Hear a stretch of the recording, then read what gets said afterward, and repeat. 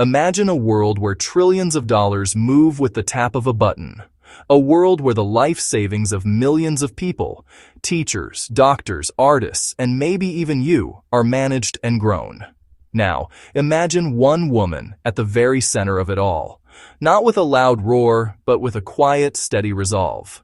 That woman is Abigail Johnson. She is one of the most powerful people in global finance, yet many people have never heard her speak. She leads Fidelity Investments, a true giant in the industry. Her story is not just about immense wealth. Every great story has a beginning. Abigail Johnson's began on December 19, 1961. Her grandfather, Edward C. Johnson II, founded Fidelity in 1946. Her father, Edward Ned Johnson III, later grew it into a powerhouse. Conversations about markets were as common as conversations about the weather. Her path to the top was not guaranteed. She was expected to earn it. She studied at Hobart and William Smith colleges. She earned a degree in art history in 1984. That training taught her to see different perspectives. After college, she did not join the family business immediately. She worked as a consultant at Booz Allen Hamilton for 2 years. That gave her an outside view of how companies operated. It taught her to analyze problems and find solutions. Then she made a pivotal decision. She enrolled at Harvard Business School and earned her MBA in 1988. It sharpened her business mind and signaled she could compete with the best. Her journey at Fidelity began in summer 1988.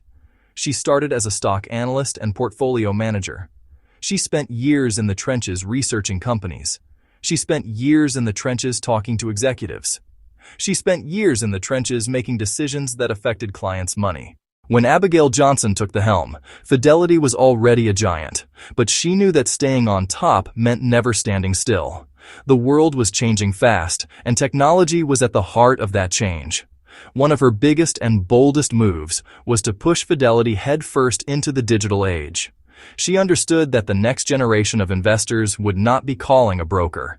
They would be managing their money on their smartphones.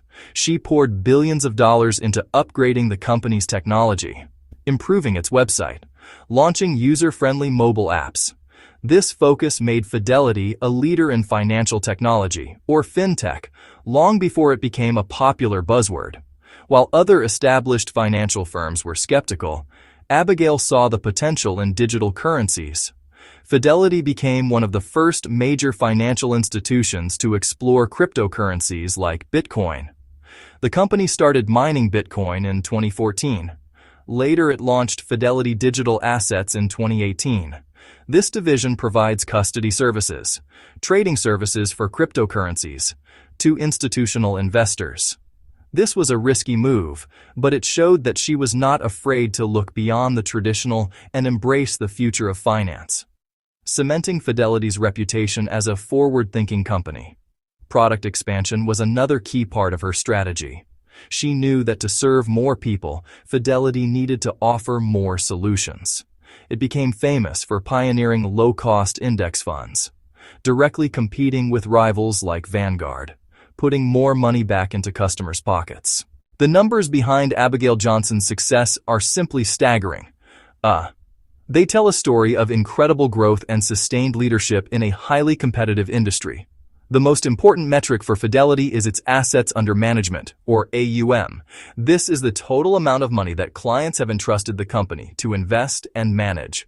Under her leadership, this number has soared. As of today, in late 2025, Fidelity manages over $13 trillion in customer assets. To put that number in perspective, it is more than the entire economy of many large countries. This massive scale gives Fidelity immense influence in the financial markets and generates substantial revenue for the company. Fidelity Investments is a privately held company, and the Johnson family owns a significant stake, estimated to be around 49%. As the leader of the company, Abigail Johnson personally holds a large portion of that stake. This makes her one of the wealthiest women in the world.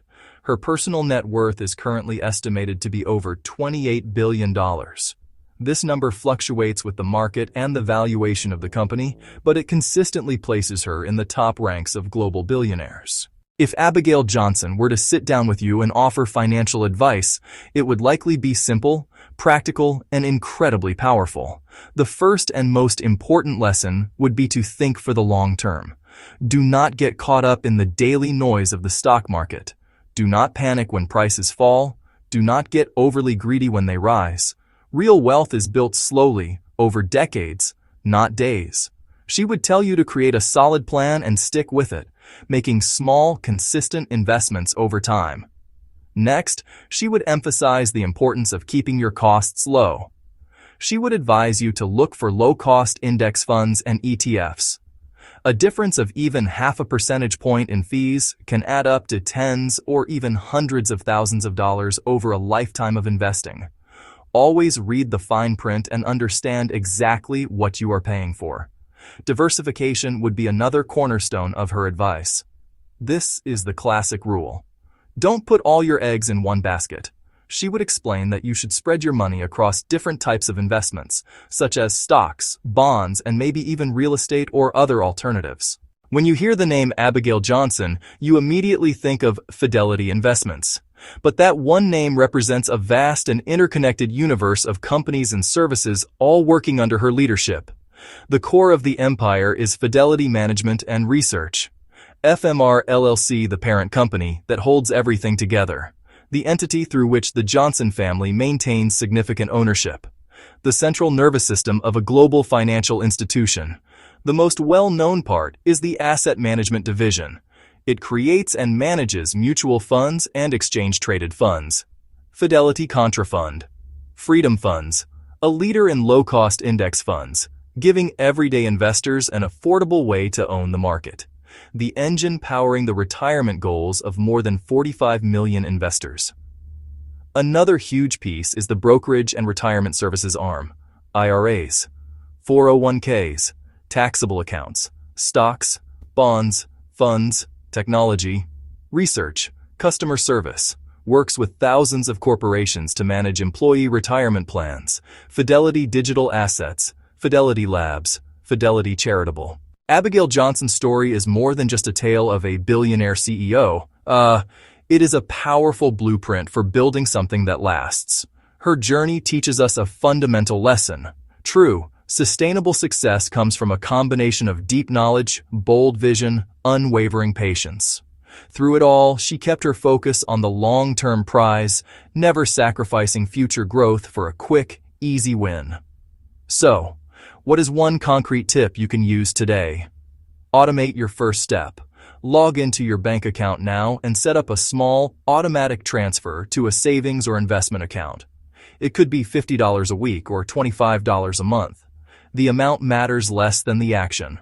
Automation makes consistency work for you immediately. This is how financial freedom begins. Take that first small, automated step. It's your first move in the long game, just like Abigail Johnson.